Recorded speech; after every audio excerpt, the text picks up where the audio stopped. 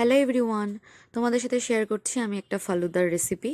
তো এটা রাঁধুনির ফালুদা মিক্স। এর মধ্যে 3টে প্যাকেট থাকে, একটা ফালুদা মিক্সচারটা আর 2টো জেলো। তো এটা বানানো খুবই সহজ, ডিসক্রিপশান পেছনে দেওয়াই থাকে।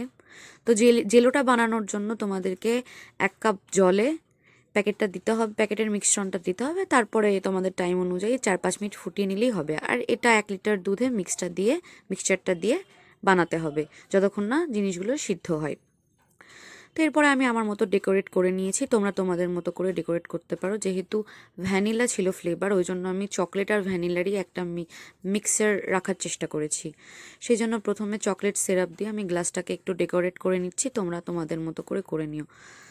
আমি কিন্তু অত সুন্দরভাবে ডেকোরেশন করতে পারিনি, মানে আমি তো প্রো নই। তো তোমরা তোমাদের মতো করে নিও, আমাকে কেউ জাজ করো না। প্রথমে জেলিটা দিয়ে দিলাম, তারপরে ফালুদা মিক্সটা দিয়ে দিচ্ছি। এরপরে এখানে আমি কিছু ফল অ্যাড করব, যেমন আপেল কুচি, আঙুর কুচি, খেজুর কুচি, কলা।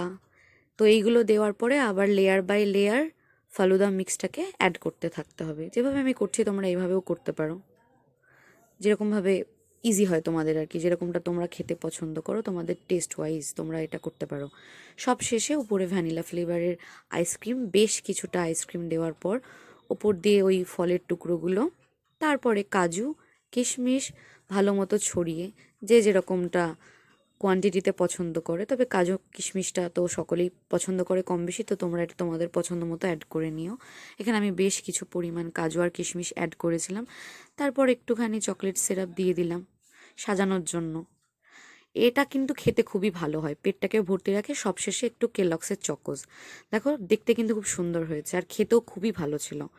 সবাই আমাকে তো রিভিউ দিয়েছে খুবই ভালো। তো তোমাদের যদি আমার ভিডিও ভালো লাগে তোমরা আমার চ্যানেলটাকে সাবস্ক্রাইব করো।